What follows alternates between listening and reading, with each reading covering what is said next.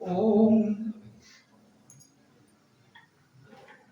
मां रणेश्वर रामचंडी चरण शरण।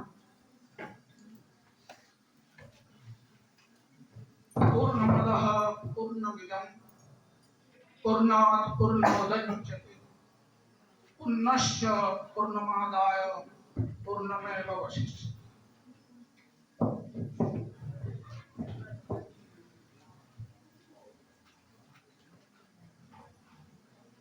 पश्चिम ओडिशार संभ्रांत शिक्षानुष्ठान गंगा उच्च माध्यमिक विद्यालय आयोजक नुआ ओ कार्यक्रम विभिन्न सोपान अतिक्रांत आज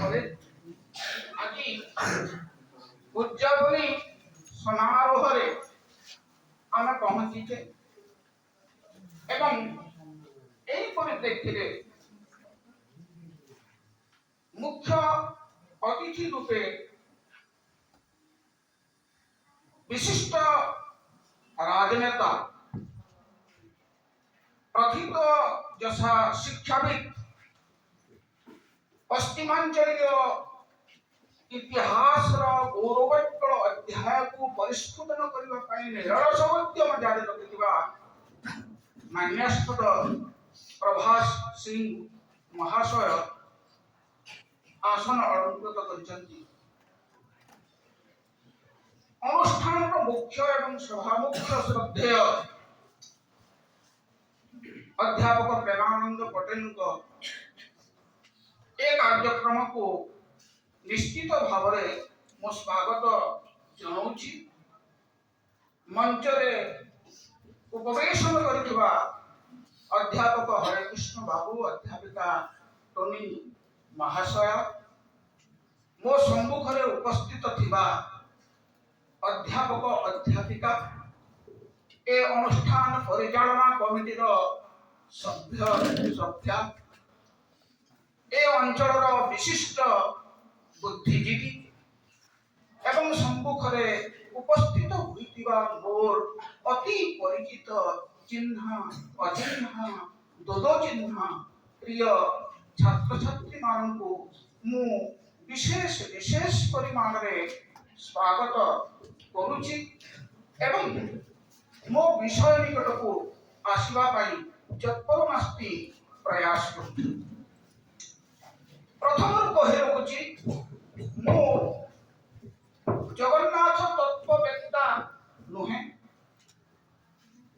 किंबा 100% निजको समर्पित करथिबा जने जगन्नाथ सेवक भक्त मध्य नुहे किंतु जगन्नाथଙ୍କ प्रति जगन्नाथଙ୍କର गाथा प्रति ममत्व बोध रही एवं सही ममत्व बोधर फलश्रुति स्वरूप मोर दशमान्य वाणी सेवा वर्तमान करबा पई इच्छा प्रकाश करूछि। वक्तव्य आरंभ शेष पर्यंत गोटे बीज मंत्र को मो आधार करिछि। सही मूल तत्वटी होछि ओडिशा जातीय जीवनर नाड़ी चलन को मापिबा पाई प्रयास कले आमे सेठारे जगन्नाथ पंजुग स्पंदन को उपलब्धि आम लोकाचार प्रकृति आचार व्यवहार खाद्य पेय कृषि कृष्टि सबूर मूलाधार को जदि आमे मूल्यांकन करबा पई चेष्टा करिबा तारी भितरे निश्चित भाव रे जगन्नाथଙ୍କର स्पंदन को जानी पारिबा। तेणु जगन्नाथ कहिले ओडिशा और ओडिशा कहिले जगन्नाथ ଭାବରେ ଆମକୁ ସମସ୍ତଙ୍କୁ ସ୍ୱୀକାର କରିବାକୁ ପଡ଼ିବ। ବନ୍ଧୁଗଣ, ଜଗନ୍ନାଥ ଏକ ଅନୈତିହାସିକ ଦେବତା। ଇତିହାସ ମାଧ୍ୟମରେ ତାଙ୍କୁ ଆକଳନ କରାଯାଇପାରେ ନା। ଜଗନ୍ନାଥ ଏକ ପୁରାଣାତ୍ମକ ଦେବତା। ପୁରାଣ ମାଧ୍ୟମରେ ଜଗନ୍ନାଥଙ୍କର ଗାଥାକୁ ଯଦି ଆମେ ଉପଲବ୍ଧି କରିବା ତାହେଲେ ମଧ୍ୟ ତାର ମୂଳ ସୂତ୍ର ଅନ୍ୱେଷଣ କରିପାରିବା ନାହିଁ। ପୁରାଣ ବହିର୍ଭୂତ, ଇତିହାସ ବହିର୍ଭୂତ ଏଭଳି ଏକ ଦେବତାଙ୍କୁ ଓଡ଼ିଶାର ଅଧିବାସୀ ଅନାଦି କାଳରୁ ଆପଣାର କର୍ଣ୍ଣଧାର ଓ ଜାତୀୟ ଦେବତାର ମାନ୍ୟତା ଦେଇ ଆସିছে। ଏକ ପାରିବାରିକ ସଭ୍ୟର ମୁରବୀ ପଣିଆ ହିସାବରେ ଆମେ ଜଗନ୍ନାଥଙ୍କୁ ଗ୍ରହଣ କରି ଆସିଛେ ଏବଂ ସେ ଏକ ଜନଜାତୀୟ ସ୍ରୋତରୁ କ୍ରମେ କ୍ରମେ କ୍ରମେ କ୍ରମେ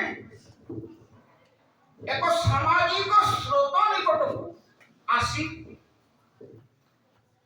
ବିଶ୍ୱ ମାନବିକତାର ବିଗ୍ରହ ରୂପେ ଆବିର୍ଭୂତ ହୋଇଛନ୍ତି। ଆମେ ଓଡ଼ିଶା ବ୍ୟତୀତ ବୈପ୍ରାଦେଶିକ ସ୍ତରରେ ଭାରତ ଏବଂ ଆନ୍ତର୍ଜାତିକ ସ୍ତରରେ ଭାରତର ରାଷ୍ଟ୍ରମାନଙ୍କର ଇତିହାସକୁ ଯଦି ଅନୁଧ୍ୟାନ କରିବା ପାଇଁ, ପର୍ଯ୍ୟାଲୋଚନା କରିବା ପାଇଁ, କ୍ରମାନ୍ୱୟତାକୁ ନିରୀକ୍ଷଣ କରିବା ପାଇଁ ଚେଷ୍ଟା କରିବା ତାହେଲେ ସେଠାରେ ଗୋଟିଏ ବୈଶିଷ୍ଟ୍ୟ ଆମେ ଦେଖିବାକୁ ପାଉ। ସେ ଇତିହାସ ହେଉଛି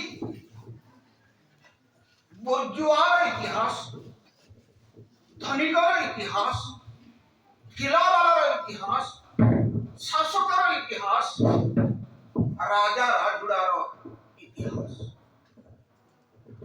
କିନ୍ତୁ ଓଡ଼ିଶା ଏଭଳି ଏକ ପ୍ରଦେଶ ଅଟେ ଯୋଉଠି ରାଜାର ଇତିହାସ ନାହିଁ। ଏଠାକାର ରାଜା ନିଜେ ଜଗନ୍ନାଥଙ୍କ ନିକଟରେ ସମର୍ପିତ ହୋଇ ପ୍ରଧାନ ସେବକର ଭୂମିକାରେ ଅବତୀର୍ଣ୍ଣ ହୋଇ ଜଗନ୍ନାଥଙ୍କୁ ନିବେଦନ କରୁଛି ଯେ ହେ ଜଗନ୍ନାଥ, ମୁଁ ଆପଣଙ୍କର ପ୍ରଧାନ ସେବକ ହେଲେ ମଧ୍ୟ ପୃଷ୍ଠପୋଷକତାରେ ଏ ମନ୍ଦିର ଆଦି ନିର୍ମାଣ କରିଥିଲେ ମଧ୍ୟ ମତେ କେମିତି ଲୋକମାନେ ନ ଜାଣନ୍ତି। ମୋର ବଂଶଧରକୁ ଆପଣ ଆଉ ଲମ୍ବେଇବା ପାଇଁ ପ୍ରୟାସ କରନ୍ତୁ ନାହିଁ। ଏଇଠି ହିଁ ସବୁ ପୂର୍ଣ୍ଣଚ୍ଛେଦ ପଡ଼ିଯାଉ। ରାଜା ନିଜକୁ ଜଗନ୍ନାଥ କୈନ୍ଦ୍ରିକତାରେ ଉତ୍ସର୍ଗୀକୃତ କରିଦେଉଛନ୍ତି। ଏହା କଣ କଥା ନୁହେଁ। ଜଗନ୍ନାଥଙ୍କର ନୀତିଦିନିଆ କାନ୍ତିରେ, ନୀତିଦିନିଆ ଚଳଣିରେ ଆମେ ଯୋଉ ଚିତ୍ର ଗୁଡ଼ିକ ଦେଖିବାକୁ ପାଉ, ସେ ଚିତ୍ର ସବୁ ଆମ ଓଡ଼ିଆ ଜନଜୀବନର ହିଁ ଚିତ୍ର। ଆମର ସାମାଜିକ ପରମ୍ପରାର ଚିତ୍ର ଅନୁବର୍ତ୍ତିତ ହେଉଛି ଜଗନ୍ନାଥଙ୍କ ଠାରୁ। ସେଇଥିପାଇଁ ଓଡ଼ିଶା